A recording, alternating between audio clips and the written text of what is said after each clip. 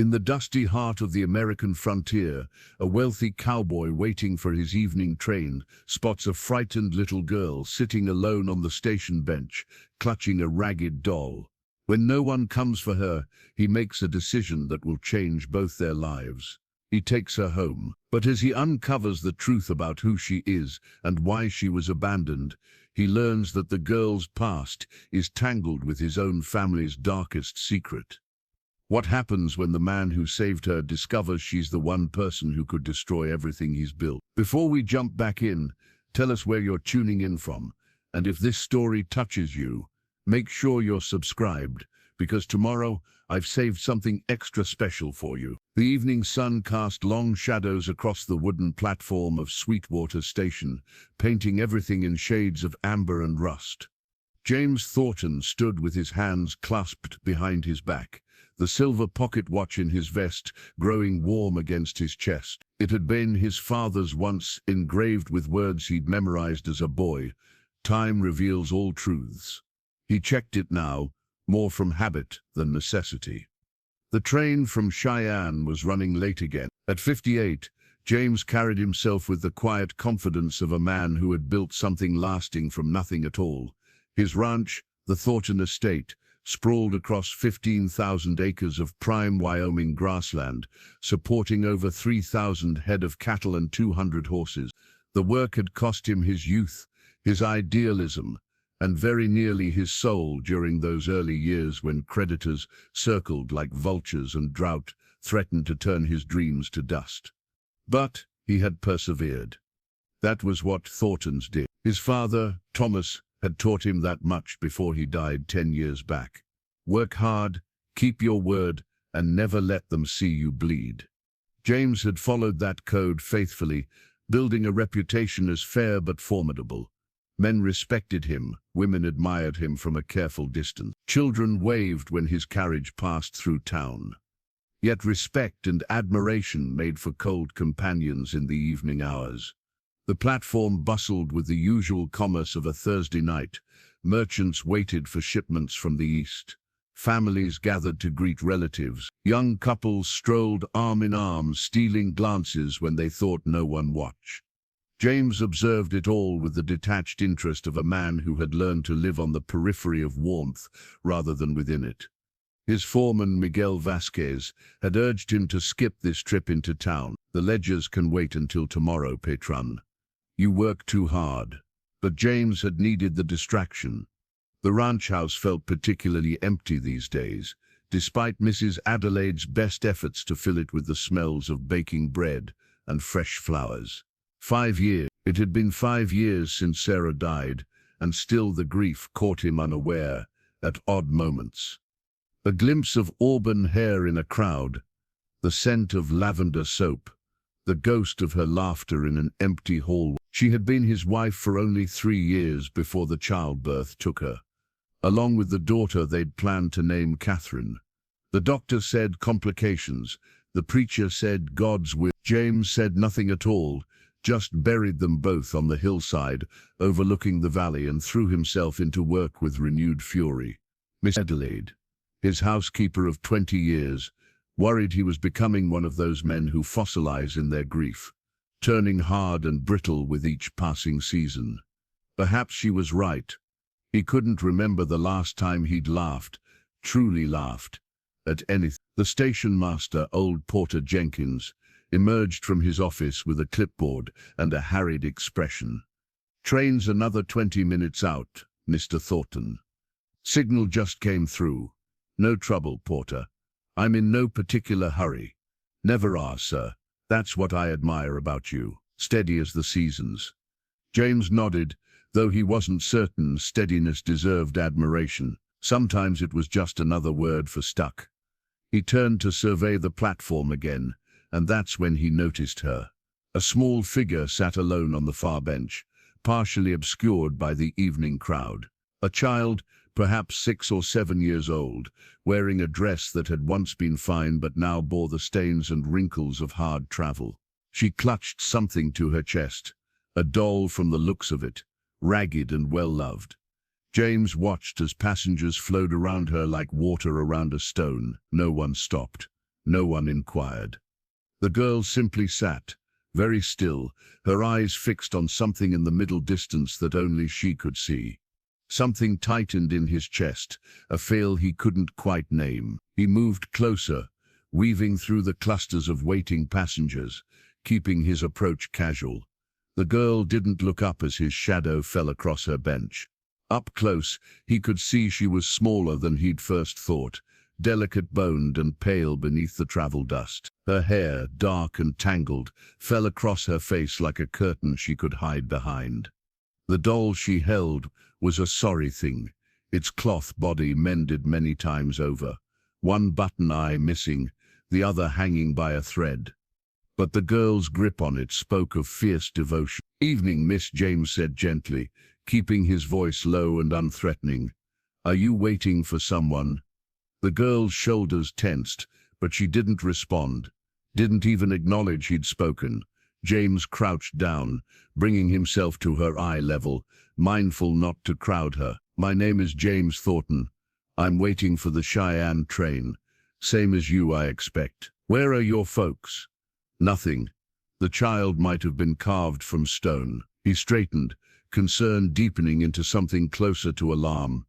A child this young, traveling alone, refusing to speak. It wasn't natural.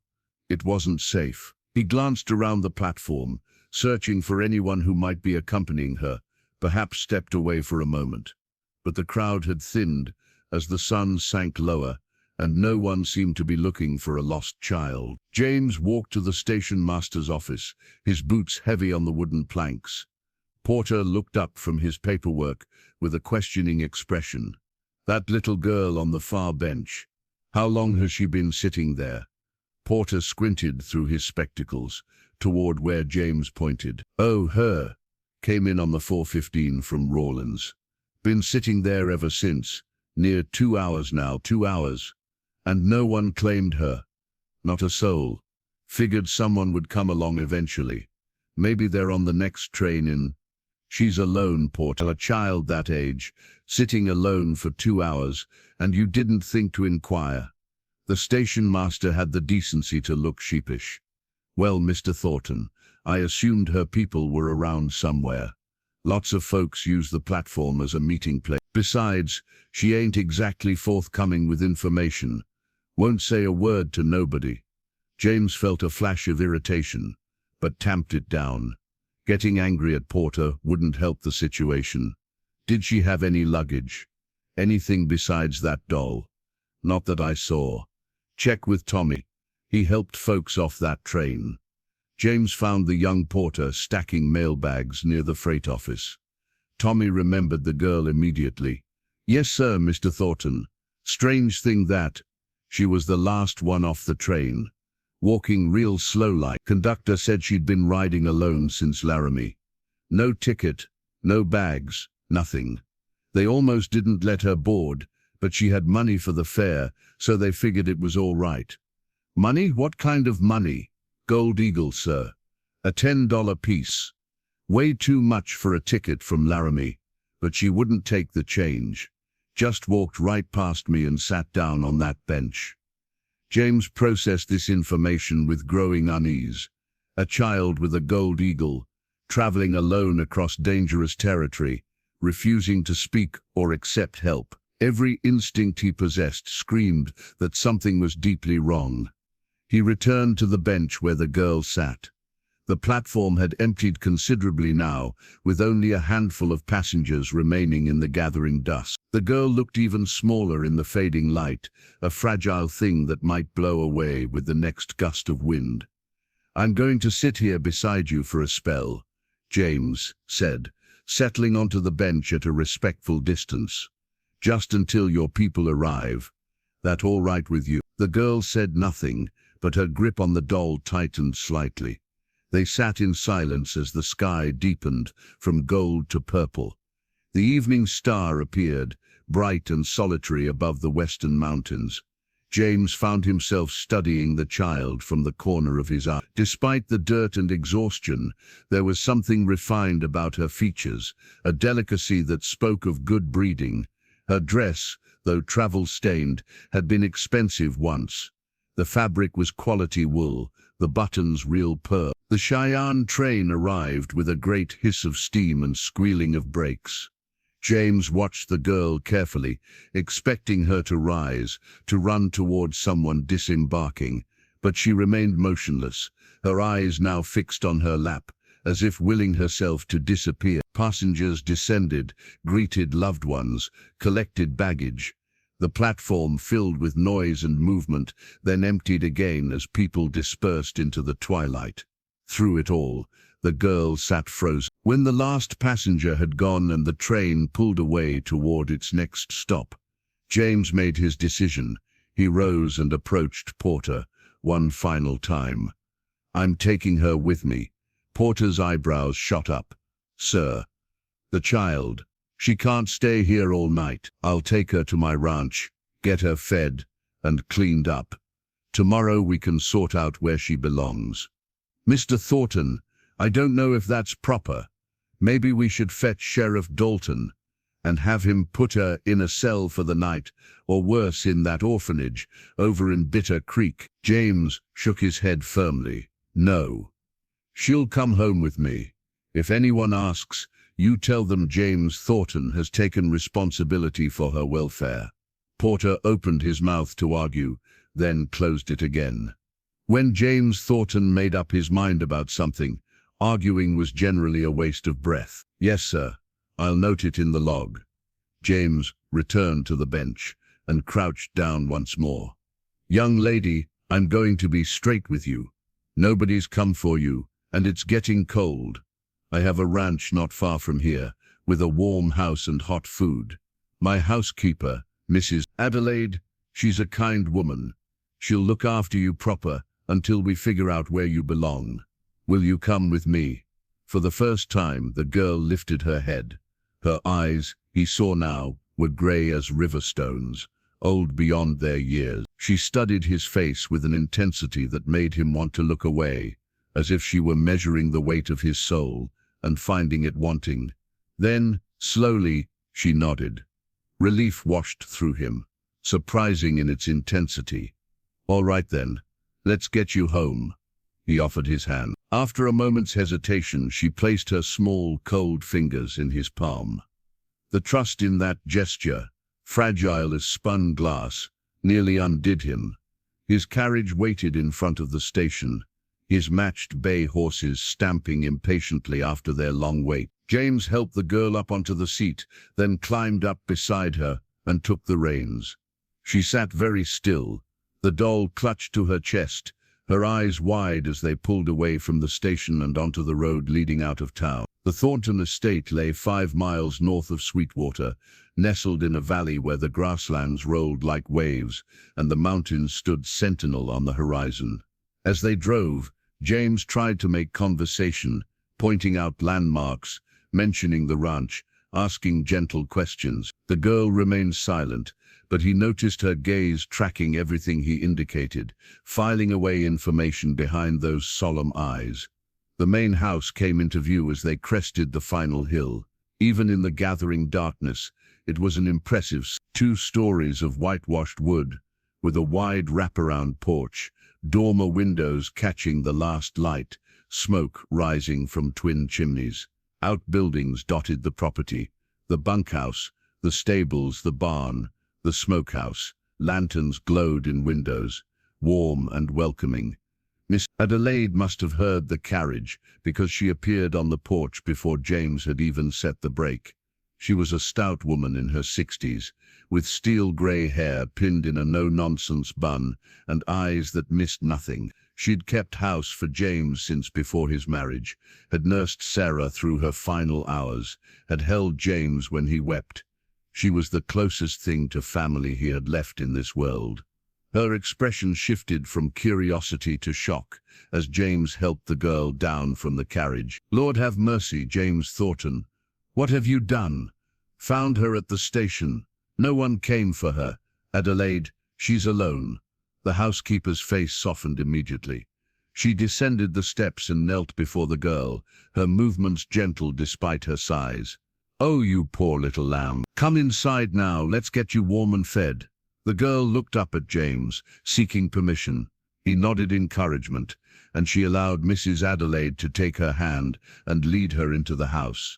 James followed them inside, removing his hat and hanging it on the rack by the door. The house smelled of roasted chicken and fresh bread, the sense of home that never quite filled the emptiness.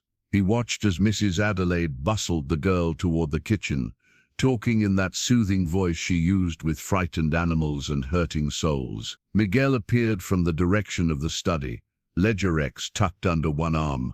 His weathered face registered surprise at the sight of the child. "Patron. Long story, my friend. I'll explain later." James gestured toward the kitchen. "For now, let Adelaide work her magic." Miguel nodded slowly, his dark eyes thoughtful. He'd been with James for 15 years, starting as a ranch hand and rising to foreman through sheer competence and loyalty. He knew when to ask questions and when to simply trust his employer's judgment. "I'll see to the horses, then finish those accounts tomorrow." "Thank you, Miguel." After his foreman departed, James stood alone in the entrance hall, suddenly uncertain. What had he done? Brought home a strange child on impulse, disrupted his orderly household, taken on a responsibility he had no business assuming, the practical voice in his head, the one that sounded remarkably like his father, told him he was a fool. But another voice, quieter and deeper, whispered that this was exactly what he was supposed to do. He made his way to the kitchen, drawn by the sound of water being poured and Mrs. Adelaide's gentle murmuring. The girl sat at the large wooden table, still clutching her doll, while the housekeeper prepared a bath in the washroom off the kitchen. "There now, sweet girl," Mrs. Adelaide said, testing the water temperature with her elbow. "Nice and warm, just right. We'll get you clean and comfortable, then fill that empty belly. How does that sound?" The girl's gaze flickered to James, then back to the housekeeper. Still she said nothing. Mrs. Adelaide caught his eye and tilted her head toward the door. A clear dismiss. James took the hint and retreated to his study, closing the door behind him. The room was his sanctuary, lined with books he'd collected over the years, decorated with maps and photographs, furnished with worn leather chairs that remembered the shape of him. He poured himself 2 fingers of whiskey and settled into his chair by the cold fireplace. The silver pocket watch lay heavy in his palm. He opened it, studying the inscription again. "Time reveals all truth." His father had been a complicated man, hard and often cruel in his expectations, yet capable of surprising tenderness in rare, unguarded moments.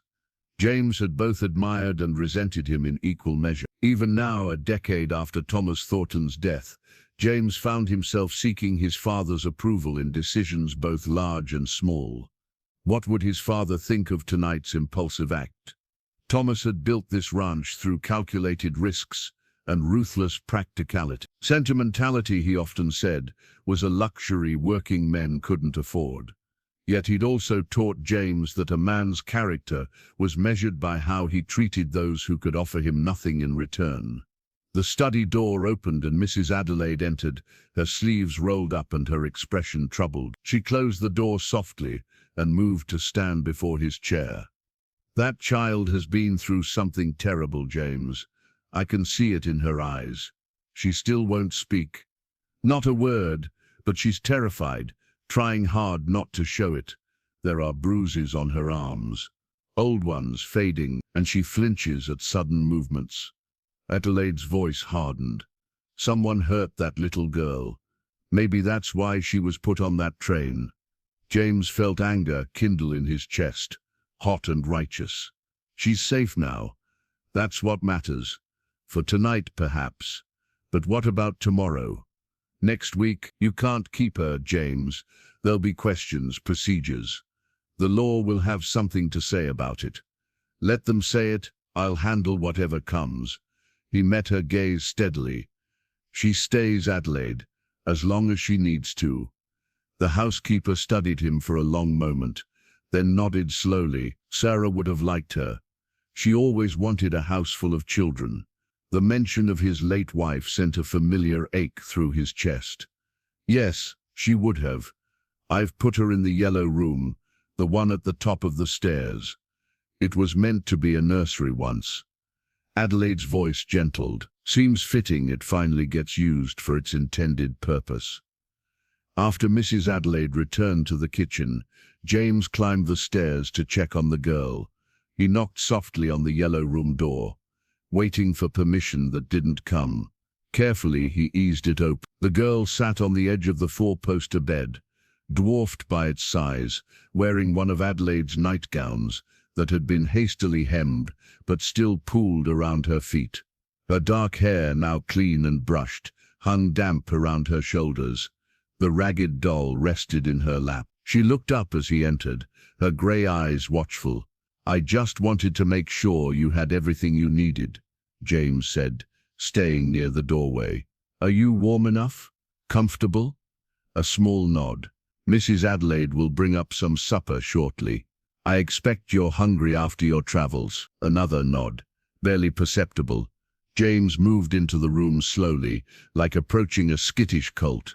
He noticed her clothes folded neatly on the dresser, the fine wool dress now clean but still showing its wear. "Those are nice clothes you have. Your family must care for you a great deal." The girl's expression didn't change, but something flickered in her eyes. Pain, perhaps, or fear. "When you're ready to talk about where you came from, I'll listen, but there's no rush. You're safe here." He paused at the window, looking out over the darkened ranch. "This room has a good view of the stables. Come morning you'll see the horses. We have over 200 of them. Beautiful creatures, every one." He sensed rather than saw her interest sharpen at the mention of horses. "Do you like horses?" he asked, turning back to her. For the first time the girl's lips curved slightly. Not quite a smile, but close enough to give him hope. Mrs. Adelaide arrived with a tray bearing chicken soup, fresh bread and a glass of milk. She set it on the bedside table and smoothed the girl's hair with a maternal hand. "You eat up now, dear, every bite. Growing girls need their strength." James and Adelaide left her to her meal, closing the door quietly behind them. In the hallway, the housekeeper spoke in a low voice. "I found something in her dress pocket while washing it. You should see this." They descended to the kitchen, where Adelaide produced a torn piece of paper from her apron. It was a train ticket, or part of one, water-stained and barely legible. James held it up to the lamplight, squinting at the faded print. "Laramie to Sweetwater," he read aloud. "Just like the porter said, but look here, the date. This ticket is 3 days old. She's been traveling longer than just today." "There's more," Adelaide said, turning the fragment over. On the back, in a shaky hand, someone had written, "Tell them nothing, trust no one." A chill ran down James's spine. Someone was afraid enough to put a child on a train with instructions to stay silent. Or the child herself was afraid enough to write it, Adelaide suggested. "The handwriting looks young." James studied the words again. The message was clear. Whoever sent this girl, or wherever she came from, danger followed close behind. The bruises Adelaide had mentioned took on new significance. This wasn't simple abandonment or a lost child. This was something darker. "We need to be careful," he said finally. "Someone might come looking for her. Then we best be ready to protect her." Adelaide's jaw set with determination. "That little one has been through enough already." James nodded, folding the ticket fragment carefully and sliding it into his vest pocket beside his father's watch. Tomorrow he would make discreet inquiries, reach out to contacts in Laramie and beyond. But tonight he would simply ensure the child felt safe. He returned upstairs an hour later to collect the supper tray. The girl had eaten everything, which pleased him more than it should have. She lay curled on her side now, the doll tucked against her chest, her eyes heavy with exhaustion. "Good night," James said softly from the doorway. "Sleep well. You're home now." The girl's eyes opened briefly at that last word. Home. He saw something in her expression then, a longing so profound it made his chest ache. Then her eyes closed again, and her breathing deepened into sleep. James stood watching her for a long moment. This small stranger, who had walked into his life and already begun changing it in ways he couldn't yet name. He thought of Sarah, of the daughter they'd never known, of all the empty years. Perhaps, he thought, some things happen for reasons we're not meant to understand immediately. Perhaps some rescues work both ways. Morning arrived with the golden light of early autumn, the kind of day that made a man grateful to be alive. James woke earlier than usual, his mind already turning to the problem of the silent girl upstairs. He dressed quickly and made his way downstairs, expecting to find the house still quiet. Instead, he discovered Mrs. Adelaide already at work in the kitchen, and the yellow room empty. "She's in the barn," Adelaide said, not looking up from the biscuit dough she was kneading. "Been there since sunup." Miguel found her sitting in Thunder's stall, just watching him eat his breakfast. James grabbed his hat and headed out across the yard. The morning air was crisp, carrying the scent of hay and horses and the distant promise of winter. He found Miguel outside the barn, leaning against the fence rail with an expression of bemused wonder. "She has a way with them, Petron," the foreman said, gesturing toward the barn interior. "Thunder, he's usually mean as a snake before his morning feed, but that little one, she walked right up to him, and he went gentle as a lamb." James entered the barn, his eyes adjusting to the dimmer light. The girl stood at Thunder's stall, one small hand extended through the rails. The massive black stallion, known for his temperamental nature, had lowered his great head and was nuzzling her palm with surprising gentleness. The girl's face, usually so guarded, held something approaching peace. "He likes you," James said quietly, not wanting to startle her. "That's Thunder. He doesn't take to most folks." The girl glanced at him, then back at the horse. Her fingers stroked the velvet nose with practiced perfectance. This was not a child who had simply admired horses from afar. She knew them, understood them, in a way that only came from significant time spent in their company. "You've been around horses before," James observed. It wasn't a question. The girl nodded slowly. "Your family had horses." Another nod, but this one came with a tightening of her shoulders, a retreat back at that protective shell. James decided not to push further. Instead, he opened Thunder's stall and led the stallion out into the yard. "Would you like to help me with the morning routine? The horses need grooming before we turn them out to pasture." For answer, the girl followed him to the tack room where the brushes and curry combs hung in neat rows. James selected equipment and demonstrated the proper technique on Thunder, his hands moving in the practiced rhythm of 30 years' experience. The girl watched intently, absorbing every movement. He handed her a soft brush.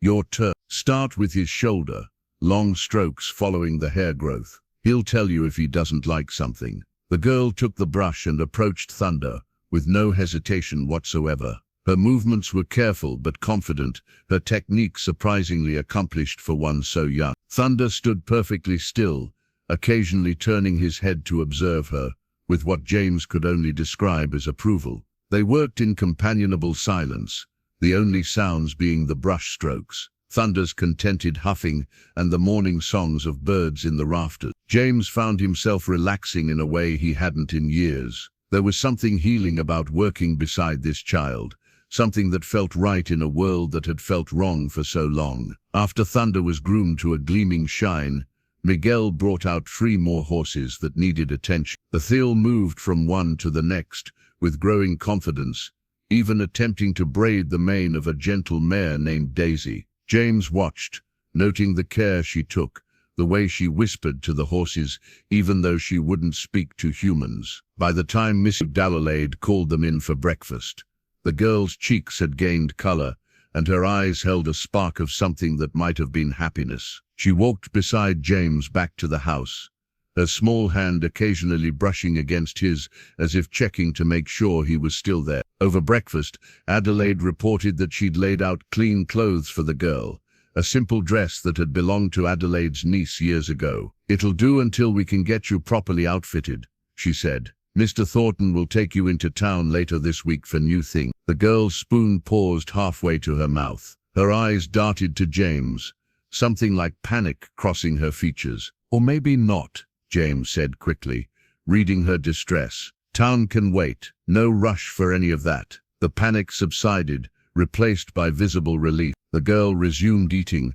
but James noticed her hand trembling slightly as she raised the spoon. Town frightened her. The question was why. 3 days passed in a rhythm that felt both new and strangely familiar. The girl rose with the sun, helped with the horses, ate her meals in silence, and spent her evenings in the yellow room with her battered doll. James found himself organizing his days around her quiet presence, showing her the ranch, teaching her the names of the horses, introducing her to the workings of the estate he'd built from nothing. She remained mute, but her eyes spoke volume. Curiosity when he explained how they rotated the cattle through different pastures. Concentration when Miguel demonstrated how to mend a bridle. Something close to joy when a new foal was born, in the early hours of the 4th morning, and she was allowed to watch the trembling creature find its legs. Mrs. Adelaide fussed over the girl's appetite, her clothes, her need for proper schooling. She should be learning her letters, James, reading and arithmetic. A child her age should be in a classroom. She knows her letters, James replied.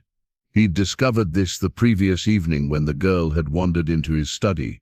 She'd been drawn to his bookshelves, running her fingers along the spines with obvious recognition. When he'd offered her a volume of illustrated fairy tales, she'd turned directly to the table of contents, her eyes tracking the words with clear comprehension. "She can read?" Adelaide's eyebrows rose. "Well, that tells us something about her upbringing." Indeed it did. This was no orphan from the streets, no abandoned waif, without education or breeding. The more James observed, the more convinced he became that the girl came from means, perhaps significant means. Her table manners were impeccable. She curtsied when thanking Adelaide for meals, an old-fashioned gesture that spoke of careful training. And there was the quality of that ruined dress, the pearl buttons, the fine stitching. Someone had invested time and money in raising this child properly, which made her abandonment all the more troubling. On the 5th morning, James made a decision. He saddled Thunder and a gentle mare named Willow, then found the girl in her usual spot by the paddock fence. "How would you like to go for a ride? See more of the ranch than just the immediate grounds?" Her face transformed. The careful mask she wore cracked, just enough to reveal pure delight underneath. She nodded eagerly, practically bouncing on her toes. James lifted her onto Willow's back, adjusting the stirrups to accommodate her short legs. She settled into the saddle with the ease of long practice, gathering the reins with confident hands. Another piece of the puzzle. This child had ridden before, and recently enough that the skills remained sharp. They rode out together, James keeping Thunder to a walk, so Willow could match pace easily. The morning was fine, the sky endless blue, the grass still green despite the lateness of the season. He showed her the boundaries of his land, the creek where the cattle came to drink, the stand of aspens that turned gold in autumn, the high meadow where wildflowers grew in profusion. Come spring, the girl drank it all in, her eyes moving constantly, cataloguing everything. She rode with natural grace, her body moving with the horse rather than against it. More than once, James caught himself smiling at her obvious pleasure. They stopped to rest by the creek, letting the horses drink while they sat on sun-warmed stone. James pulled out the canteen Adelaide had packed along with sandwiches wrapped in cloth. The girl accepted her share with a small nod of thanks. "I've been thinking," James said carefully, watching the water flow past. "You've been here nearly a week now, and you don't have a name. That is, I'm sure you have a name, but since you haven't shared it, I don't know what to call you. Feels odd, referring to you as the girl all the time." She looked at him, sandwich forgotten in her hand. "I was thinking perhaps Grace. It's a good name, solid and true. My grandmother was named Grace. She was a strong woman, brave and kind. Would you mind if I called you that? Just until you're ready to tell me your real name." The girl considered this for a long moment. Then slowly she nodded, and for the first time since he'd found her on that station bench, she smiled. A real smile, genuine and warm, that transformed her entire face from something guarded into something luminous. Grace. The name suited her, James thought, as they rode back toward the ranch house. She tested it out silently, he could tell, her lips forming the word without sound. When they reached the stables, Miguel was waiting with a troubled expression. "Patron, the sheriff is here, waiting in your study." James felt his stomach tighten. He'd known this was coming, had been expecting it since the first night. Still, the reality of it sent a protective surge through him. He helped Grace down from Willow, then crouched to her eye level. "I need to speak with Sheriff Dalton. It's just routine. Nothing to worry about. Why don't you stay with Mrs. Adelaide? I'm sure she could use help with the baking." Grace's eyes widened with something approaching fear. Her hand clutched his sleeve. "I won't let anything happen to you," James said firmly. "That's a promise. Now go on inside." She released his sleeve reluctantly and walked toward the house, looking back twice before disappearing through the kitchen door. Sheriff Tom Dalton was a reasonable man, fair-minded and practical, which was why James had voted for him in the last 3 elections. He stood examining the books on James's shelves, his hat in his hands, when James entered the study. "Tom, what brings you out to the ranch?" "James." Dalton turned, his weathered face serious. "I hear you've taken in a child. Found her at the train station last week." "That's right, no one came for her. I wasn't about to leave her sitting there all night." "Noble of you. But there are proper channels for these things. The territorial authorities, child welfare services. You can't just take in strays like they're lost puppies." James moved to his desk, maintaining his composure, though irritation sparked in his chest. "She's not a stray, Tom. She's a frightened child who needed help. And you've provided that help, which speaks well of you. But now it's been a week, and I've got questions from Porter at the station, from folks in town who've heard about it. There are procedures, James. Legal matters to consider." "What legal matters?" "The girl was abandoned. I've given her shelter. Where's the harm in that?" Dalton sighed, settling into one of the leather chairs without invitation.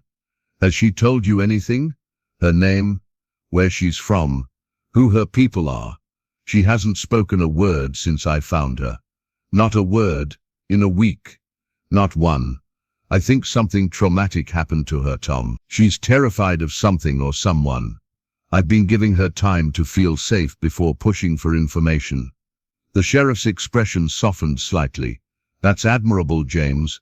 Truly. But my job requires me to investigate. A child doesn't just appear out of nowhere. Someone's looking for her, or should be. I need to file a report, send inquiries to the surrounding territories. Standard procedure." James felt the walls closing in. A daily instinct told him that official inquiries would lead whoever had hurt Grace straight to his door. The torn ticket fragment burned in his pocket like an accusation. "Trust no one." "Give me more time," James said. "Another week, let her settle in properly. Once she feels safe enough to talk, we'll get the information you need. But right now, pushing her will only make things worse." Dalton studied him carefully. "You've gotten attached to her. I've gotten protective of her. There's a difference." "Is there?" The sheriff stood, replacing his hat. "All right, James, I'll give you another week. But then I need answers. The law is the law, even out here. And there's another matter. Judge Whitmore has been asking questions. He's concerned about the propriety of an unmarried man keeping a young girl in his home, without legal guardianship." "Whitmore," James nearly spat the name. Judge Clarence Whitmore was a pompous fool who valued appearances over substance. What's it to him? He's the territorial judge, James. These matters fall under his jurisdiction. He could order the girl removed to the orphanage, pending investigation. Over my dead body. Let's hope it doesn't come to that. Dalton moved toward the door, then paused. "For what it's worth, I think you're doing a good thing here. But be careful. There are those who'll see this as improper, even suspicious. You're a wealthy man, unmarried, taking in a pretty young girl. People talk." After the sheriff left, James stood at his study window, watching the dust from Dalton's horse settle back onto the road. The weight of the situation pressed down on him. He had 1 week to either convince Grace to speak or find some legal means of protecting her from the machinery of territorial law. Mrs. Adelaide found him there an hour later, still staring out at nothing. "Grace is asking for you." "Well, not asking exactly, but she's been standing at the kitchen door looking toward the study for the past 20 minutes. James turned from the window. "Send her in." Grace appeared moments later, her small face etched with concern. She carried something in her hands, holding it out to him like an offering. It was a piece of paper, and on it, written in careful but childish script, were 2 words: "I'm sorry." James's heart constricted. He knelt down so they were at eye level. "What are you sorry for, Grace?" She gestured around her, then pointed to herself, then to the door where the sheriff had exited. Her meaning was clear. She thought she was causing him trouble. "You listen to me," James said gently but firmly. "You have nothing to apologize for. Nothing. The sheriff's visit was routine, just him doing his job. You're not causing problems, Grace. You understand?" She didn't look convinced. Her fingers twisted together nervously. "Here." James moved to his desk and pulled out a sheet of paper and a pencil. "You can write. That's clear enough. So write me something. Tell me what you're worried about." Grace took the pencil hesitantly. She bent over the paper, her tongue caught between her teeth in concentration. When she finished, she pushed it toward him. The handwriting was unsteady, the spelling imperfect, but the message was devastatingly clear. "Bad men will come. I bring danger. You should send me away before they hurt you too." James read it twice, his jaw tightening. They'd hurt her, whoever these bad men were, and she was terrified they'd hurt him as well. "Grace, look at me." He waited until her gray eyes met his. "I'm not sending you anywhere, and I'm not afraid of any men, bad or otherwise. This ranch has survived droughts, blizzards, rustlers, and more trouble than you can imagine. We'll survive this too." She shook her head violently, tears starting to track down her cheeks. She grabbed the pencil and wrote again, her hand shaking. "You don't understand. They're bad, really bad. Then help me understand. Who are they? Where did you come from?" But Grace was done communicating. She dropped the pencil and ran from the room, her footsteps echoing up the stairs. A moment later, James heard the yellow room door slam shut. He sat heavily in his chair. Grace's notes spread before him. "Bad men. Danger. Hurt you too." The pieces of a dark picture were forming, but he couldn't yet see the whole image. He retrieved the torn ticket from his vest pocket, laying it beside the notes. "Tell them nothing. Trust no one." What had this child witnessed? What had been done to her that made her so certain? Danger followed in her wake.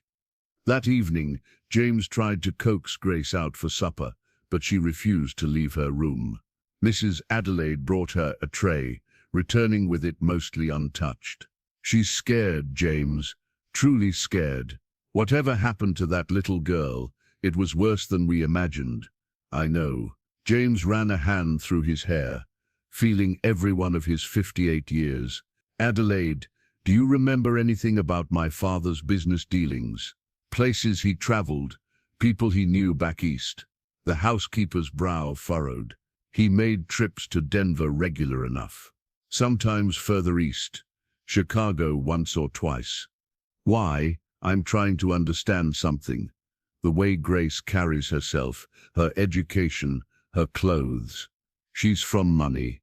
Adelaide, significant money, and the only connection I can think of between here and that kind of Eastern wealth is through father's business contacts." "You think your father knew Grace's family?" "I think it's possible." James pulled out the monogrammed handkerchief he'd found in Grace's coat pocket days ago. He'd been carrying it with him, studying the embroidered initials ERH. "I think I need to send some telegrams, make some inquiries through the business network father built." "Be careful, James. If these bad men, Grace fears, are real, drawing attention might bring them right to your doorstep." "They're already coming," James said quietly. I can feel it. The only question is whether I'm ready when they arrive. Late that night, James sat at his desk composing telegrams by lamplight.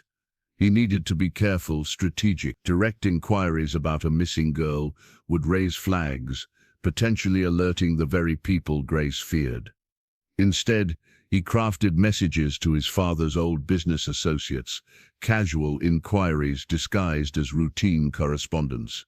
To Harrison Blackwell in Denver, reviewing father's old accounts. Do you recall family connections with initials ERH, Eastern Railroad interests, circa 1883? To Margaret Chen in Chicago, cataloging father's correspondence. Any memory of business with Hammond family, estate matters requiring attention. To Jonathan Rivers in Boston, settling old territorial claims. Father mentioned Eleanor Rose Hammond. Any surviving relations? He sealed each telegram carefully, planning to ride into town at first light, to send them before the ranch hands were awake. The fewer people who knew about his inquiries, the better. A soft sound made him look up. Grace stood in the doorway, her nightgown ghostly white in the dim light, the ragged doll clutched to her chest. Her eyes were red from crying. "Can't sleep?" James asked gently. She shook her head, then crossed to his desk with hesitant steps. She looked at the papers spread there, then at him, questions clear in her expression even without words. "I'm trying to help you, Grace. Trying to understand where you came from so I can protect you better." He showed her the handkerchief with the monogram. "These initials, they mean something, don't they?" Grace's breath caught. She reached for the handkerchief with trembling fingers, holding it against her cheek. Fresh tears spilled down her face. "Someone you loved?"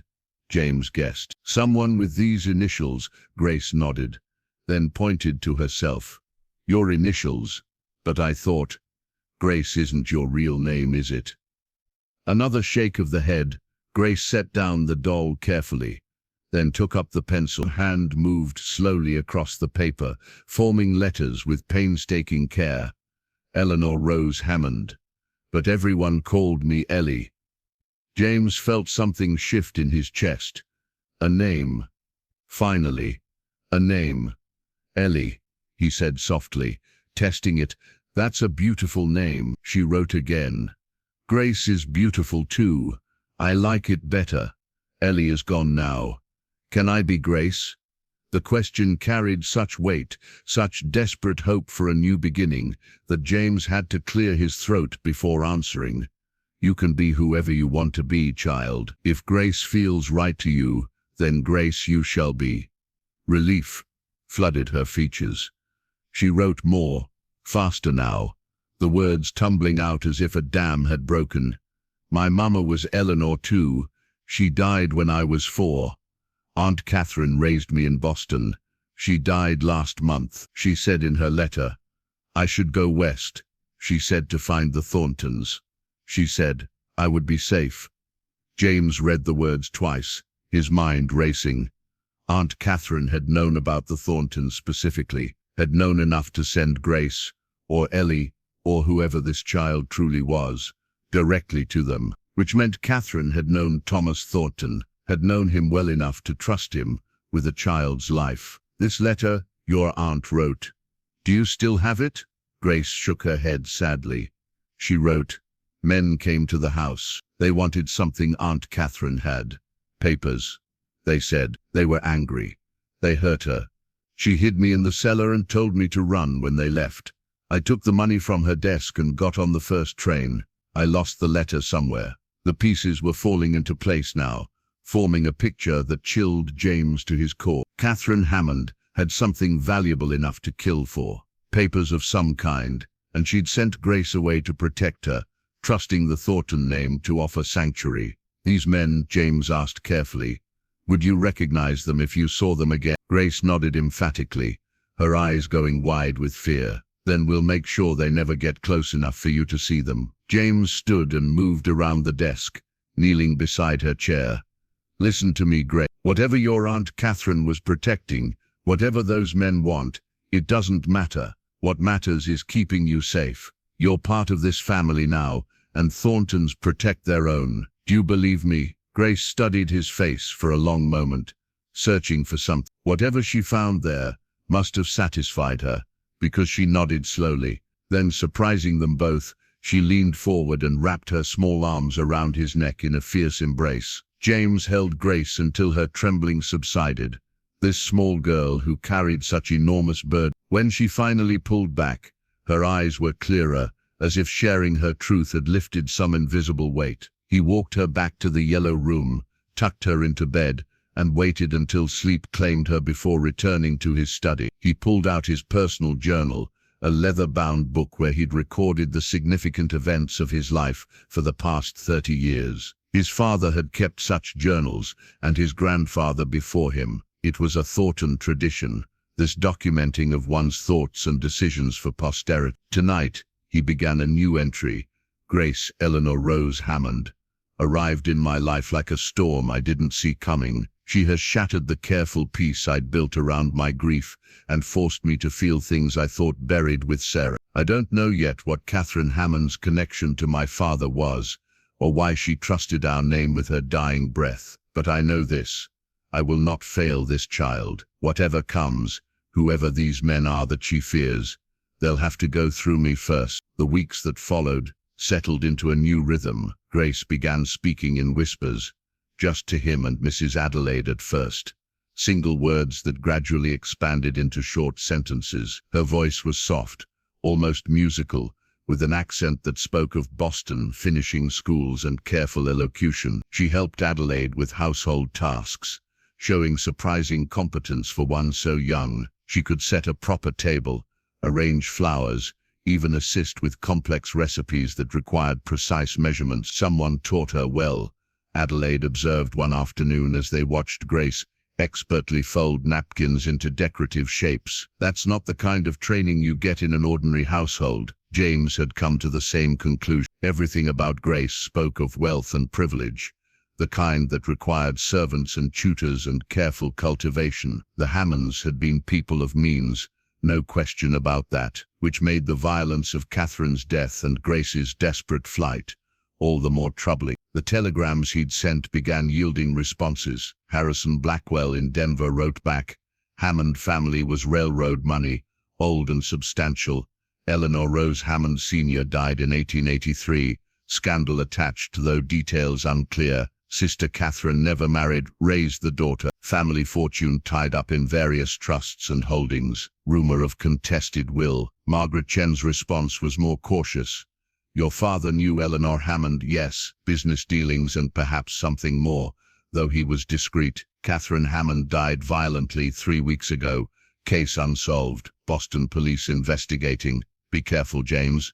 There are dangerous interests at play." The third response, from Jonathan Rivers in Boston, arrived a week later and confirmed James's darkest suspicions. Catherine Hammond's death officially ruled a robbery gone wrong, but those who knew her don't believe it. She was murdered for documents she kept hidden, papers related to her sister Eleanor's estate. The niece, young Eleanor Rose Hammond Jr., vanished the same night, presumed taken by the killers.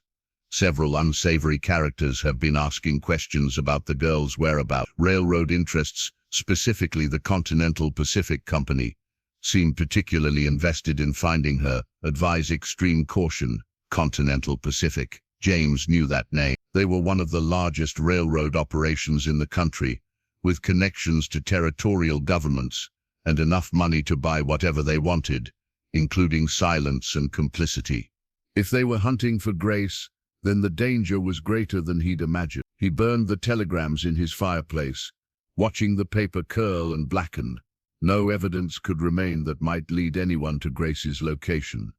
Then he called Miguel into his study and explained the situation in careful terms. "We need to be vigilant," James concluded. "Strangers asking questions, anyone showing unusual interest in the ranch. I want to know about it immediately." Miguel's expression had grown increasingly grim as James spoke. "How many men do you think might come, Petron?"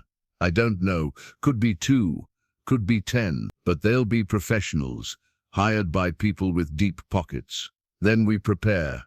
Miguel straightened, his military bearing evident. James had never asked about his foreman's past, but there were hints of a soldier's training in the way he moved, the way he assessed threats. "I'll speak with the men quietly. We'll establish watch rotations, keep weapons close. This ranch has defended itself before." Grace sensed the change in atmosphere, even though James tried to shield her from his concerns. She grew quieter again, more watchful, her eyes tracking every unfamiliar sound. When Judge Whitmore arrived unannounced one morning, demanding to see this mysterious child, Grace hid in the hayloft for 3 hours until James convinced him to leave. "This is highly irregular, Thornton," Whitmore had blustered, his jowls quivering with indignation. "An unmarried man, a child of uncertain origin, no legal guardianship. The territorial governor will hear about this." "You do what you feel necessary, Judge," James replied coldly, "but the girl stays with me." After Whitmore departed in a cloud of dust and righteous anger, James found Grace in the loft, her face streaked with tears and hay. "I'm causing you trouble," she whispered, "just like I knew I would. You're not causing anything. Whitmore's a pompous fool who thinks rules matter more than people." James sat beside her on a hay bale. "But he's raised a point I need to address. I can't keep you here indefinitely without legal standing. We need to make this official." "Official how?" "Adoption. I want to adopt you, Grace. Make you my daughter in the eyes of the law. That way, no one can question your place here. No one can take you away." Grace stared at him with wide eyes. "You want to be my father. I want to protect you. I want to give you a home, a future, all the things you deserve. If that means being your father, then yes. That's exactly what I want." She was quiet for so long that James began to worry he'd overstepped. Then she asked in a voice barely above a whisper, "What if they find out who I really am? What if they come for me? Then they'll have to explain to a judge why they're trying to take a legally adopted child from her father. The law cuts both ways, Grace. Right now, you're vulnerable because you're nobody's responsibility. Once you're mine, you're protected. But the papers Aunt Catherine had, they were looking for something important. They won't stop." James had wondered about those papers. What could be valuable enough to justify murder? "Do you know what they were looking for? Did your aunt ever tell you?" Grace shook her head. "She kept things in a safe in her study. Documents about my mother," she said. "About my mother's money. She said when I turned 18, I'd inherit everything," she said. "Some people didn't want that to happen. A contested inheritance. That explained the Continental Pacific's interest. If Eleanor Hammond Sr. had left her fortune to her daughter, and that daughter to her own child, then Grace was potentially worth a considerable sum, enough to kill for, enough to hunt for." "Did your aunt ever mention the name Thornton?" "My father's name, Thomas." Grace bit her lip, thinking. "Once, she was very sick, near the end. She said she'd made arrangements, that if anything happened to her, I should go to Thomas Thornton in Wyoming. She said he owed my mother that much." Owed her mother. The words hung in the air like an accusation. What had Thomas Thornton owed Eleanor Hammond? What debt had he left unpaid, that now fell to James to settle? "My father died 10 years ago," James said slowly. "But whatever he promised your mother, I'll honor it. You have my word on that." They sat together in the hayloft's dusty stillness,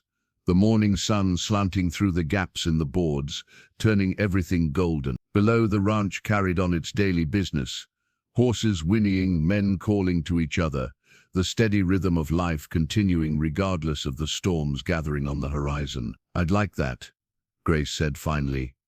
"Being your daughter, having a real home again. But I'm scared." "So am I," James admitted. "But we'll figure it out together." That afternoon, James rode into Sweetwater to meet with Samuel Porter, the town's only lawyer. Porter was a practical man who'd handled the legal affairs of the Thornton estate for years. He listened to James's request with raised eyebrows but no judgment. "Adoption proceedings can take months, James. There are inquiries, hearings, character witnesses, and given Judge Whitmore's concerns, you can expect opposition." "How long if we expedite everything?" Spare no expense. Porter drummed his fingers on his desk. If I file emergency guardianship papers immediately, claim the child is in danger without immediate protection, we might get a hearing within 2 weeks. But you'd need compelling evidence of threat. I have evidence. James pulled out copies of the telegram from Boston, carefully edited to remove specific names. The girl's guardian was murdered. She's fleeing violent men who want something she has. That's compelling enough. Porter read the telegram carefully, his expression growing more serious. This changes things. If the girl is genuinely in danger, the court has an obligation to act quickly. I'll file the emergency petition today. But James, you need to understand what you're taking on. If these men are as dangerous as this suggests, you're putting yourself in their crosshairs. I'm already there, James replied.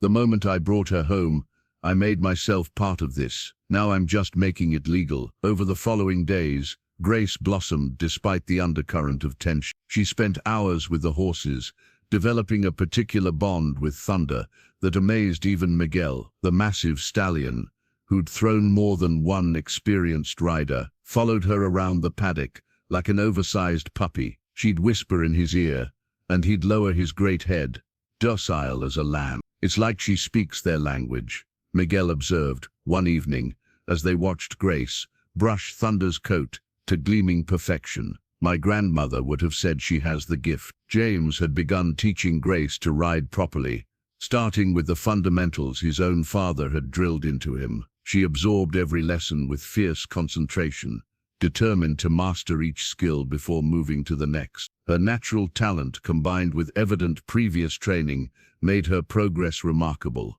Within 2 weeks, she could handle Willow through complex patterns in the training ring. These moments of normalcy, of watching Grace learn and grow and slowly heal, made James realize how much his life had changed.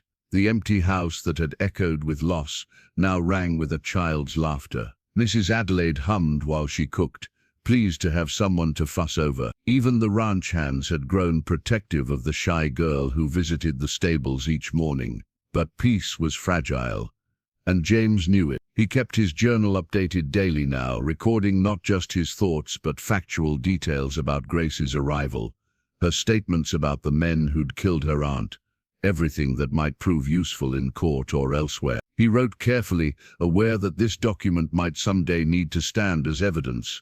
One entry read, "Grace spoke more today about her mother's death. She was only 4, but remembers it clearly. Eleanor Hammond died of fever, sudden and violent. The doctors were puzzled," she said. Her Aunt Catherine always believed it was not natural causes, though she could never prove anything. If true, this paints an even darker picture. How far back does this conspiracy reach? What fortune could be worth so many lives? The hearing date arrived faster than expected. Porter had called in favors, pushed paperwork through channels, and managed to get them before a circuit judge from Cheyenne, bypassing Whitmore entirely. Judge Sarah Morrison had a reputation for fairness, and, more importantly, for protecting children over bureaucratic procedure. James dressed in his best suit, the one he wore to funerals and formal occasions.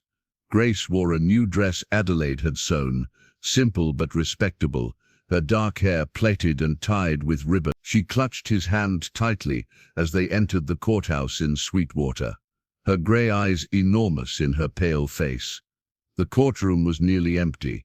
Porter sat at one table, his papers arranged precisely. Judge Morrison, a silver-haired woman with sharp eyes and a sharper mind, presided from the bench. Sheriff Dalton stood at the back, observing. "Mr. Thorntons," Judge Morrison began, "you're petitioning for emergency guardianship and adoption of this child. State your case." Porter rose and presented the documentation efficiently. Grace's appearance at the station unclaimed, the evidence of violence in her past, James's provision of care and shelter, character witnesses attesting to his fitness as a guardian. It was all very proper, very legal. Then Judge Morrison turned her attention to Grace. "Young lady, do you understand what's happening here today?" Grace nodded, her voice barely audible. "Yes, ma'am. Mr. Thornton wants to become your legal guardian. possibly adopt you as his daughter. How do you feel about that?" Grace glanced at James, then back at the judge.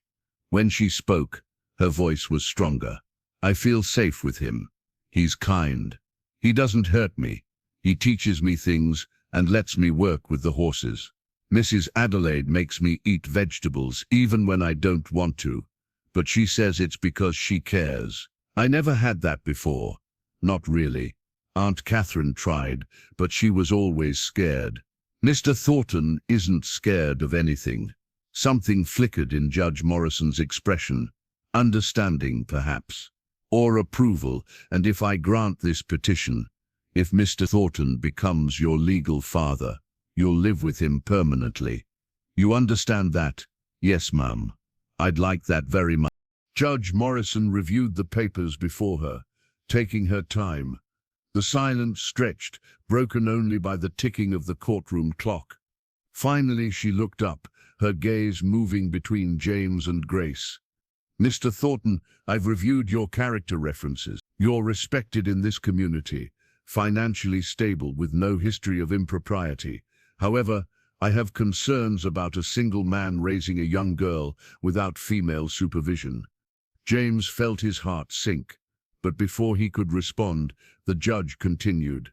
"Fortunately, Mrs. Adelaide Fletcher has submitted a sworn statement that she resides in your home as housekeeper and will serve as guardian and chaperone to the child. That alleviates my primary concern." She signed a document with a flourish. "I'm granting emergency guardianship, effective immediately. Full adoption proceedings will follow standard timelines, but in the meantime, Grace is legally under your protection and care."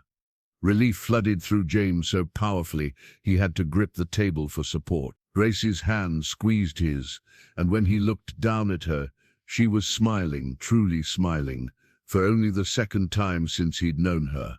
"Thank you, Your Honor," James managed. "Don't thank me yet, Mr. Thornton.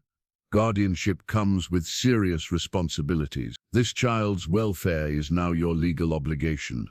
You'll submit monthly reports on her education, health, and general well-being. Any concerns, and we'll revisit this arrangement." "Understood."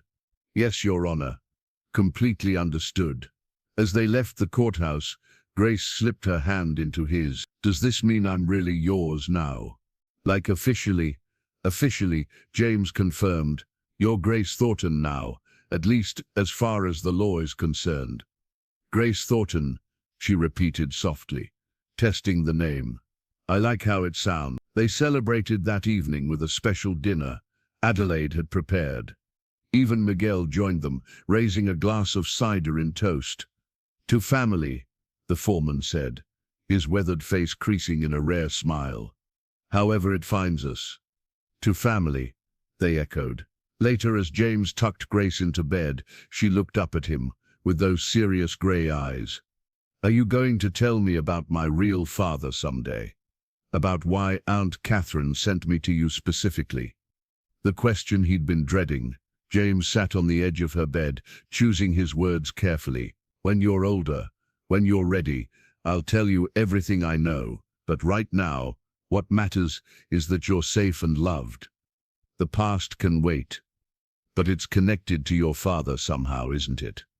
That's why she sent me here, because of something between our families. Too perceptive by half, this child."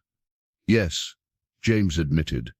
"I believe there was a connection, but I don't know all the details yet. My father kept many secrets." Grace was quiet for a moment. "Do you think he was my real father? Is that why I was sent here?" The question hung in the air like a physical thing. James had considered it, of course. The timeline fit. Thomas Thornton's trips east, Eleanor Hammond's scandalous pregnancy, Catherine's insistence that Grace find the Thorntons. But he had no proof, only suspicions that troubled him deeply. "I don't know," he said honestly. "Maybe. But Grace blood doesn't always make a family. You understand that?" She nodded slowly. "Like us. We're not blood, but we're family now. Exactly like us." He smoothed her hair back from her forehead. Get some sleep. Tomorrow we'll work on your jumping technique. Thunder says you're ready. That earned him a smile. Thunder doesn't talk, doesn't he? I could swear I heard him mention it. Her giggle followed him down the stairs, warming him more than the whiskey he poured in his study. He opened his journal to record the day's events, but found himself staring at a blank page, overwhelmed by feelings he couldn't quite name. He'd thought, after Sarah died, that the part of him capable of love had died with her. 5 years of carefully maintained distance from emotional attachment, from the vulnerability that caring required. But Grace had slipped past his defenses without even trying, simply by needing him and trusting him in equal measure. Finally he wrote, "Today Grace became mine in the eyes of the law. But the truth is, she's been mine since the moment I saw her alone on that station bench. Whatever storms are coming, and I feel certain they are, we'll face them together. She's given me something I thought lost forever. A reason to build rather than merely maintain. A future that extends beyond my own mortality. For that gift, I'm grateful beyond words." 3 weeks after the guardianship hearing, Grace had a nightmare that woke the entire household. Her screams echoed through the halls, raw and terrified, bringing James running from his room in his nightshirt. He found her thrashing in the tangled sheets, her eyes open but unseeing, trapped in some horror only she could witness. "Grace, wake up, you're safe. Wake up now." He gathered her into his arms, holding her firmly until the thrashing subsided and awareness returned to her eyes. She clung to him, sobbing into his shoulder, her small body racked with tremors. Mrs. Adelaide appeared in the doorway with a lamp, her face creased with concern. "Poor lamb, the nightmares are getting worse, not better." It was true. As Grace had grown more comfortable in her waking hours, her sleeping mind seemed determined to process the trauma she'd survived. The nightmares came 3 or 4 times a week now, always violent, always leaving her shaken and pale. When Grace finally calmed enough to speak, her words came between hiccuping sobs. "The doll. I dreamed about the doll. There's something inside it. Aunt Catherine put something inside before she died. She made me promise never to let it go." James and Adelaide exchanged glances. The ragged doll sat on Grace's nightstand, as it had every night since her arrival. James had assumed it was simply a comfort object, a connection to her past. Now he wondered what he'd missed. "May I look at it?" he asked gently. Grace nodded, wiping her face with the back of her hand. James carried the doll to the lamp, examining it carefully. The cloth body was worn thin in places, repeatedly mended with mismatched thread. One arm hung loose, nearly severed from years of hard loving. But now that he looked closely, he could see something odd about the stitching along the doll's back. The thread was different, newer, and the seam appeared hastily done. He glanced at Grace for permission. She nodded again, her eyes fixed on the doll, with an intensity that suggested she both needed to know and feared knowing what lay hidden inside. With careful fingers, James picked at the stitches. They came loose easily, revealing stuffing that was different from the rest of the doll. Cleaner cotton packed tightly. He worked it free bit by bit, until his fingers encountered something that wasn't fabric. Paper, folded small and wrapped in oilcloth, for protection. His hands trembled slightly as he extracted the package and unwrapped it. Inside were several documents, brittle with age but still legible. The first was a marriage certificate dated June 15, 1981, recording the union of Thomas Thornton and Eleanor Rose Hammond in a private ceremony in Denver, Colorado. James felt the world tilt. He read it again, certain he'd misunderstood. But the words remained stubbornly clear. His father, Thomas Thornton, had been married to Eleanor Hammond, which meant Eleanor hadn't been his mistress. She'd been his wife. "What is it?" Mrs. Adelaide asked, moving closer. James couldn't speak.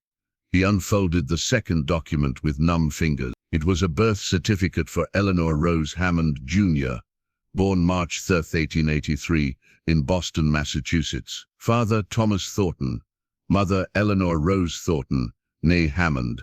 The third document was a will, Thomas Thornton's true last will and testament, dated 1887, 2 years before his death. In it he acknowledged his marriage to Eleanor, declared their daughter his legitimate heir, and established a trust to be administered jointly by Catherine Hammond and his son James Thornton, with the full inheritance passing to Eleanor Jr. upon her 18th birthday or upon her marriage to a man of good character, whichever came first. James's vision blurred. He sat heavily on the edge of Grace's bed, the papers trembling in his hands. His father had been married, had another family, had a daughter he'd never mentioned, never acknowledged publicly, and that daughter was Grace, which made Grace not just a child he'd taken in out of kindness. She was his sister, his half-sister, true, but blood nonetheless, the only family he had left in this world. James, Adelaide's voice seemed to come from very far away. What do those papers say? He looked at Grace, seeing her features in a new light. The shape of her jaw, the set of her eyes, even the way she tilted her head when thinking. All Thomas Thornton, all family traits he'd been too blind to see because he hadn't been looking for them. They say, James managed, his voice rough, that Grace is my sister, that my father married her mother legally, and that Grace is his legitimate daughter and heir. The silence that followed was broken only by the ticking of the mantel clock. Grace stared at him, her grey eyes, so like Thomas's, searching his face. Your sister? She whispered.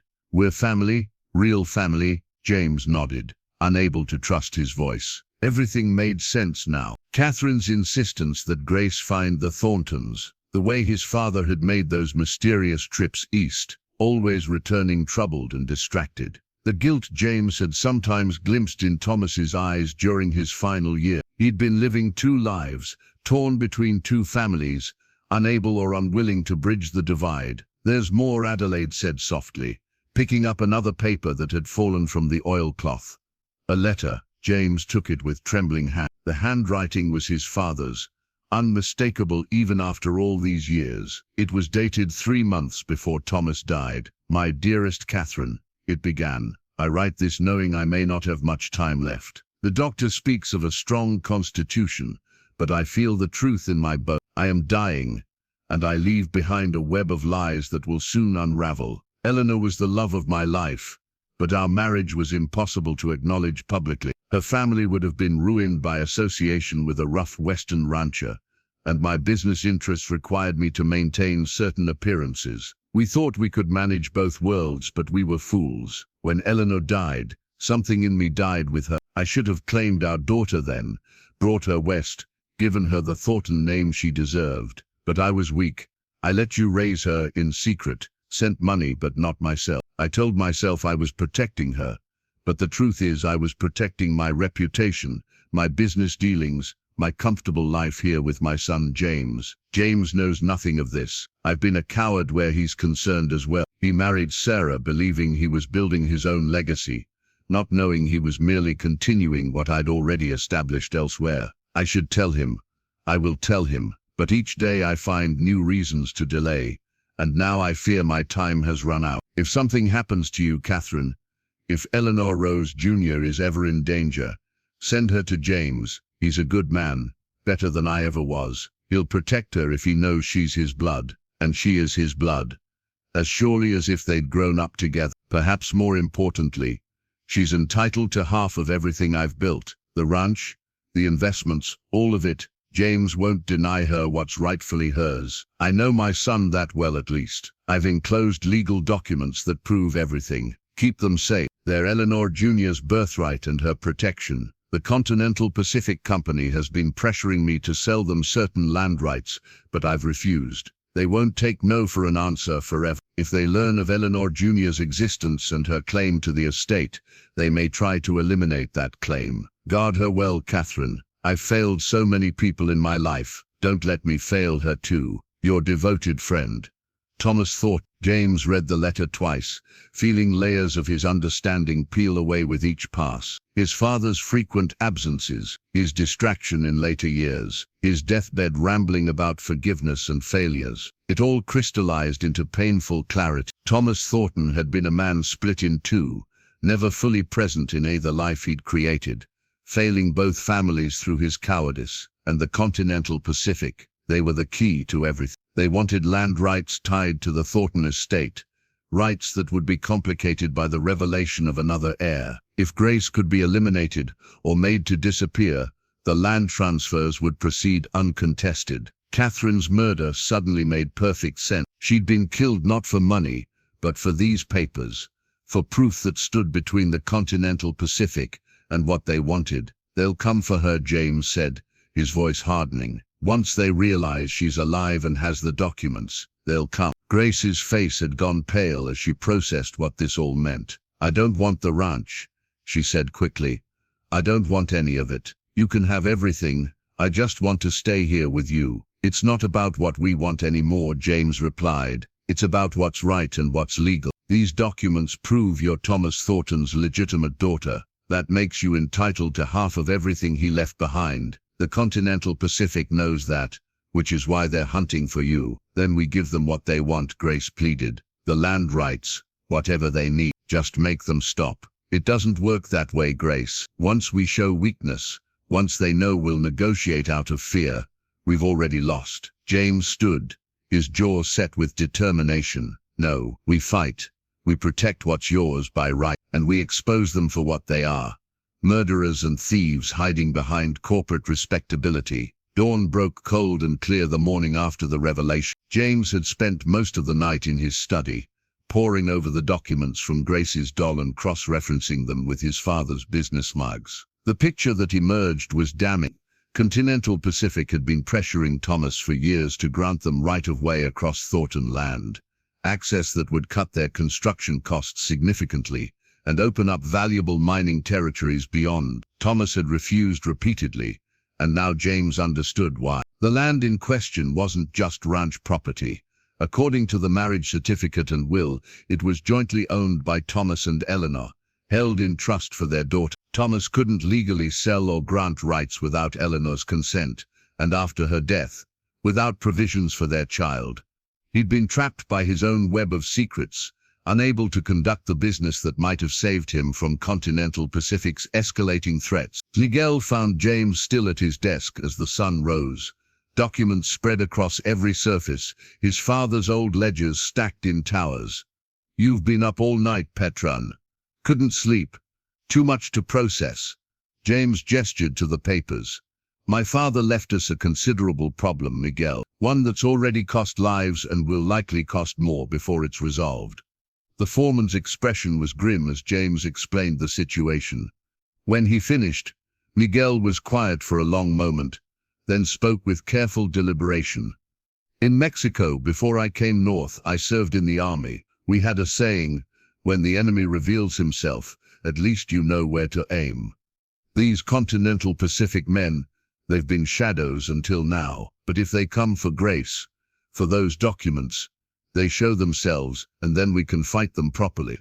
They'll come with lawyers first, James said. Try to make this legal, claim the documents are forgeries or irrelevant. Only if that fails will they resort to violence. Then we prepare for both battles, the legal one and the real one. James nodded, reaching for a fresh sheet of paper. Send word to the hands. I want a meeting in the barn at noon. Everyone needs to understand what we're facing. By midday, all 15 of the Thornton Ranch hands had gathered in the main barn. These were men who'd worked the land for years, some since Thomas's time, loyal through drought and hardship. They deserved to know the truth. James stood before them, Grace at his side, the documents secured in a leather satchel. He explained everything, Grace's true identity, the hidden marriage, the inheritance she represented, and the danger that followed her. When he finished, silence filled the barn. Finally, old Peter Summers, who'd worked for Thomas for 30 years, spoke up. So the little one is Miss Thomas's daughter, his actual daughter. Yes. which makes her my sister and a Thornton by both blood and name. Peter's weathered face broke into a slow smile. Well, I'll be. She's got his eyes now that I look proper. Should have seen it sooner. He turned to the other men. Thomas Thornton gave most of us a chance when nobody else would. Some of us were running from things, others just had nowhere to go. He took us in, paid us fair, treated us decent. Seems to me we owe him and his daughter our loyalty. Murmurs of agreement rippled through the group. I won't lie to you, James said. This could turn dangerous. Continental Pacific has money and reach. They've already killed to get what they want. Any man who'd rather leave, I'll understand completely and provide good references. Not a single man moved toward the door. Reckon we'll stay, Peter said, speaking for them all. This is our home too. We don't let corporations steal from families, especially not Thornton family. After the meeting, James worked with Miguel to establish security measures. Guards on rotation through the night, weapons distributed and cleaned. Sightlines cleared around the main approaches to the ranch. They moved with military precision, Miguel's training evident in every decision. Miss Adelaide took charge of Grace's safety within the house, establishing protocols for her movements, identifying hiding spots, even practicing emergency evacuations. Grace endured it all with remarkable composure, though James saw the fear lurking behind her calm exterior. That evening, James made copies of all the documents, sealing one set in an envelope addressed to Judge Morrison with instructions to his lawyer, if anything happens to me or Grace, open this immediately and make the contents public. He locked the originals in his safe, the one his father had installed in the study wall behind a false panel. The same safe that had likely held these very documents before Thomas's death, waiting for a son who'd never known to look for them. Grace found him in the study that night, staring at a photograph he'd unearthed from his father's desk. It showed Thomas Thornton as a younger man, standing beside a beautiful woman with dark hair and Grace's exact eyes. They looked happy, genuinely happy, in a way James had never seen his father look in life. "Is that my mother?" Grace asked softly. "I believe so. Eleanor." James held the photo so they could both see it. "She was lovely. Aunt Catherine said she was kind, that she loved music and horses and rainy days." Grace's voice was wistful. "I don't remember her very well. Just impressions, feelings. The smell of her perfume. The sound of her laugh. You were very young when she died. Do you think our father loved her? Really loved her?" James considered the question carefully. "I think he loved her as much as a man like Thomas Thornton was capable of loving anyone. But he also loved his reputation, his business, his position in society. He tried to have both, and ended up giving neither the devotion they deserved." Grace was quiet for a moment. "Does it bother you, finding out about us? That you have to share everything with me?" "Grace." James set down the photograph and turned to face her fully. "You're not taking anything from me. If anything, you've given me back something I thought I'd lost forever. Family. Purpose. A reason to care about the future beyond my own lifetime." He paused, choosing his next words with care. "I failed Sarah and our daughter by not being there when they needed me most. I won't fail you. Whatever comes, we face it together." She threw her arms around him, and he held her close. This child who was somehow both the sister he'd never known he had, and the daughter he'd lost before she could draw breath. Life, he reflected, had a strange way of offering second chances when you least expected them. The next morning brought the confrontation James had been anticipating. 3 men arrived in an expensive carriage, dressed in fine Eastern suits that marked them as city folk, unused to the dust and heat of Wyoming. They presented cards identifying themselves as representatives of Continental Pacific Railroad Company. The leader, a thin man with cold eyes and a practiced smile, introduced himself as Robert Castellan, Vice President of Land Acquisition. "Mr. Thornton, thank you for seeing us. We've come regarding a business matter of mutual interest." James met them on the porch, deliberately not inviting them inside. Miguel stood nearby, arms crossed, his presence a silent warning. "State your business, gentlemen." Castellan's smile never wavered. "We understand you've recently taken guardianship of a child, Eleanor Rose Hammond, Jr., we believe." "So they knew." James kept his expression neutral.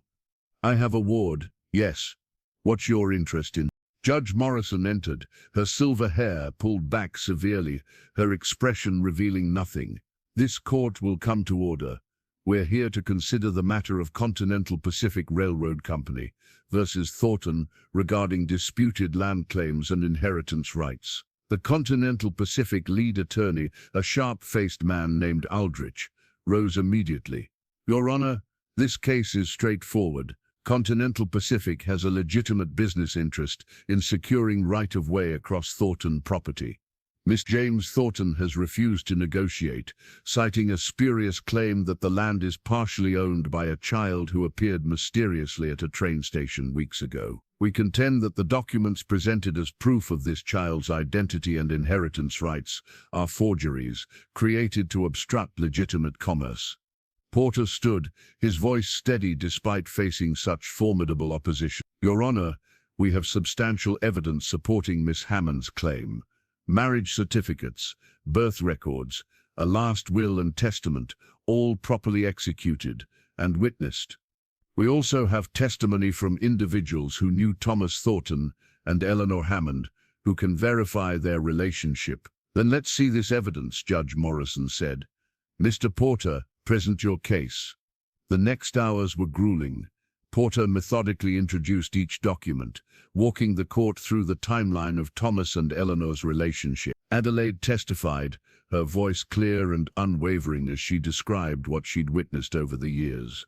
A minister from Denver confirmed he'd performed a marriage ceremony for Thomas Thornton and Eleanor Hammond in 1881, producing his own records as evidence. Aldrich attacked every piece of testimony, suggesting Adelaide was lying to protect her employer, implying the minister's records could be falsified, questioning the chain of custody for documents hidden in a child's doll for years. He was skilled and relentless, raising doubts wherever possible. Then it was Grace's turn. She walked to the witness stand with her head high, placed her hand on the Bible, and swore to tell the truth. Aldrich approached her like a wolf circling prey. "Young lady, you claim to be Eleanor Rose Hammond, Jr., but you've been calling yourself Grace Thornton, have you not?" "Yes, sir. Mr. Thornton gave me that name when I couldn't speak." "How convenient. And these documents you produced, where exactly did you get them?" "My Aunt Catherine sewed them into my doll before she died. She told me they were important, that they'd keep me safe." "Your aunt, who died violently, who might have had reasons to create false documents, who sent you, a child, on a dangerous journey alone. Does that seem like the action of a responsible guardian?" Grace's hands trembled, but her voice remained steady. "She was protecting me from the men who killed her, the men who wanted those documents. Allegedly killed her. The Boston police report indicates robbery as the motive. Does it not? They made it look like robbery, but they were searching for something specific, for proof of who I am." Aldrich's smile was predatory. "Proof that could be fabricated. Tell me, how much is Mr. Thornton paying you to play this role? What did he promise you in exchange for lying to this court?" James started to rise in protest, but Porter grabbed his arm. They had to let Grace handle this herself. Grace looked directly at Aldrich, then at Judge Morrison. "I'm not lying, and Mr. Thornton isn't paying me anything. He took me in when I had nowhere to go. He gave me a home, taught me things, made me feel safe for the first time since my aunt died. He didn't know who I was when he found me. He just saw a child who needed help and helped her.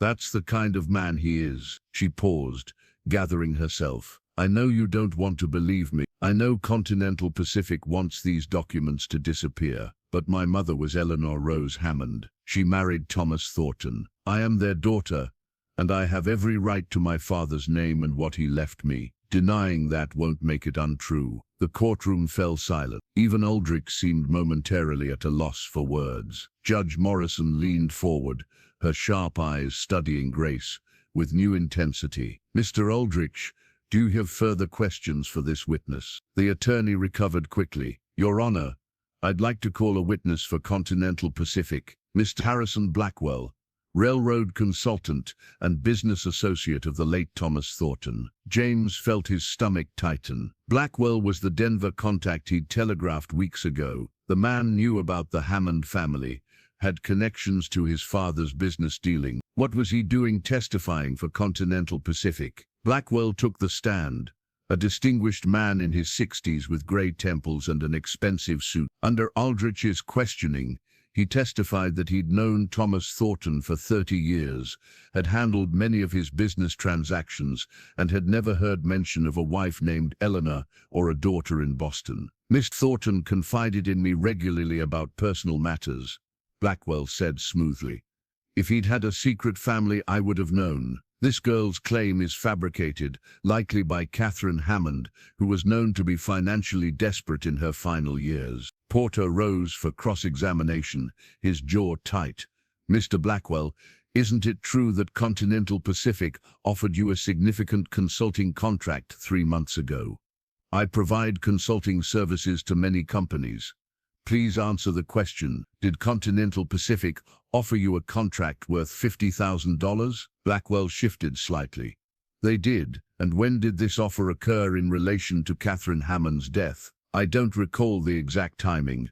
Let me refresh your memory." Porter produced a document. "This is a contract dated 2 weeks after Miss Hammond's murder, offering you substantial compensation, her, and I quote, consulting services related to territorial land acquisitions. Isn't it true that Continental Pacific hired you specifically to testify against Grace's claim?" "I was hired to provide expert testimony based on my knowledge."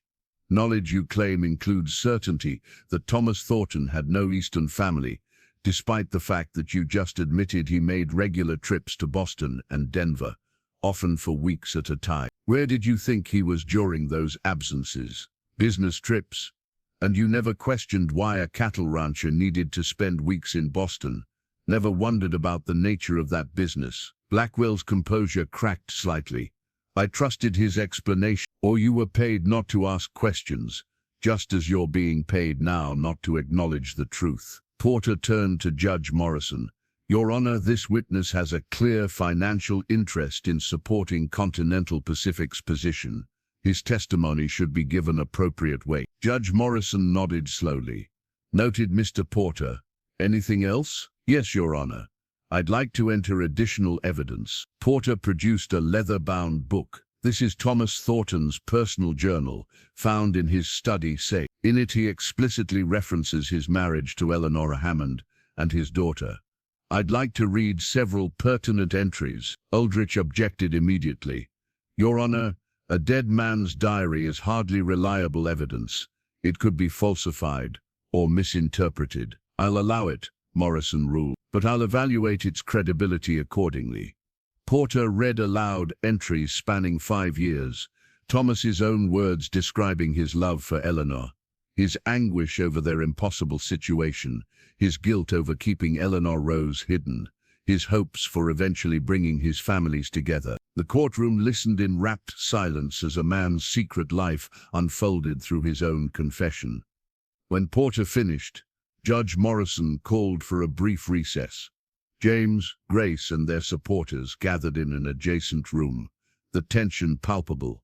"How are we doing?" James asked Porter quietly. "Better than I expected." Morrison's listening, really listening, and Grace's testimony was powerful, but Aldrich is good. He's planted enough doubt that this could go either way. They returned to the courtroom as Judge Morrison retook the bench. Her expression was unreadable as she surveyed the packed room. "I've reviewed all evidence and testimony presented," she began. "This is an unusual case involving questions of identity, legitimacy, and property rights complicated by secrecy and tragedy. Continental Pacific argues that the documents and testimony are fabricated. The Thorntons argue they represent an uncomfortable truth, long hidden." She paused, letting the tension build. "After careful consideration, I find the evidence supporting Miss Hammond's claim to be credible, and substantial. The marriage certificate, birth records, and will all appear authentic and properly executed. Multiple witnesses have corroborated elements of the relationship between Thomas Thornton and Eleanor Hammond. Most significantly, Thomas Thornton's own journal entries, written years before this dispute arose, clearly acknowledge both marriage and child. James felt Grace's hand squeeze his. Therefore, I rule that Eleanor Rose Hammond Jr. is the legitimate daughter of Thomas Thornton and Eleanor Hammond, entitled to all rights and privileges thereof, including inheritance claims, as specified in Thomas Thornton's last will and testament. Miss James Thornton's guardianship is hereby confirmed and strengthened. The land claims disputed by Continental Pacific remain under joint ownership of the Thornton estate, pending proper resolution of inheritance distribution.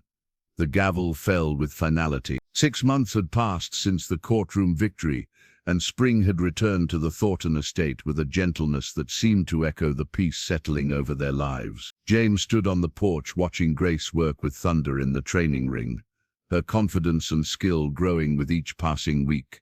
She'd be 9 soon, tall for her age, with her father's determination written in every line of her bearing. Continental Pacific had appealed the ruling, of course, but their legal challenges grew weaker with each attempt. More importantly, the publicity surrounding the case had exposed their tactics. Other families came forward with stories of pressure and intimidation, building a pattern that drew federal scrutiny. The railroad company found itself defending against investigations rather than pursuing land rights. Miss Adelaide emerged from the house carrying a tray with 2 glasses of lemonade. Watching her again? You'll spoil that child with all your attention. She's earned every bit of it. James accepted a glass. Besides, I'm making up for lost time. 8 years I could have known her if father had been braver. Thomas did what he thought was right, even if we disagree with his choices. You're doing better by her than he ever could have. Grace noticed them on the porch and waved, her smile bright enough to rival the afternoon sun. James waved back, feeling that now familiar warmth in his chest, the sensation of being needed and valued in ways that made life worth the living. Samuel Porter had filed the final adoption papers the previous week. Soon Grace would be legally and permanently Grace Thornton in every sense. The inheritance remained complex, with trusts and provisions that wouldn't fully resolve until Grace reached majority. But James had no interest in rushing that process. Let her be a child while she could, free from the burdens of wealth and responsibility. I've been thinking, Adelaide said, settling into the chair beside him, about what Sarah would make of all this. She always wanted a daughter, wanted this house filled with children's voices. In a strange way, she got her wish. I think about that too. How she would have loved Grace, taught her things, been the mother she deserves. James watched Thunder respond to Grace's commands with perfect precision. Sometimes I talk to Sarah at her grave, tell her about Grace's progress. I like to think she's watching, approving. I'm certain of it. Adelaide patted his hand. You've built something good here, James. A real family, chosen and earned rather than merely inherited. That's worth more than any ranch or fortune. Grace finished her session and ran toward the house, Thunder following docilely behind like a pet. Did you see? Did every jump perfectly. Miguel says I'm ready to try the advanced course. I saw. You were magnificent. James pulled out a small box from his pocket. I have something for you. Early birthday present. Grace opened it carefully, her eyes widening. Inside was a silver locket on a delicate chain, engraved with her initials, ERHT, Eleanor Rose Hammond Thornton. Open it, James said softly. She pressed the catch, revealing 2 tiny photographs. One showed Eleanor Hammond, young and beautiful. The other showed Thomas Thornton, smiling in a way James had rarely seen. Her parents, together at last in a small memorial she could carry always. It's beautiful, Grace whispered, tears tracking down her cheeks. Thank you. James fastened the locket around her neck. You should know where you came from, even as you decide where you're going. Your mother and father, whatever their mistakes, loved you, and so do I. I love you too. She hugged him fiercely. Papa, the word still sent warmth through him, every time she used it. Papa. He'd never thought to hear it, never imagined he'd have this second chance at family. That evening, James opened the new family Bible he'd purchased months ago, the one where he'd inscribed Grace's name into the Thornton family tree. He added a new entry beneath her name, legally adopted this day, April 15 day, forever a daughter of this house and heart. He closed the Bible carefully, placing it on the shelf where it would remain, a testament to bonds formed not by blood alone, but by choice, courage. Outside his study window he could see Grace playing with the ranch dogs, her laughter carrying on the evening breeze. Some stories, he reflected, don't end so much as transform, changing from tales of loss into narratives of redemption. His father's secrets had nearly destroyed them all, but from that darkness had emerged light. Grace was home. The Thornton name would continue, and James had learned that family wasn't about perfection or tradition, but about showing up, staying present, and choosing love, even when fear seemed the safer option. He was, finally, at peace.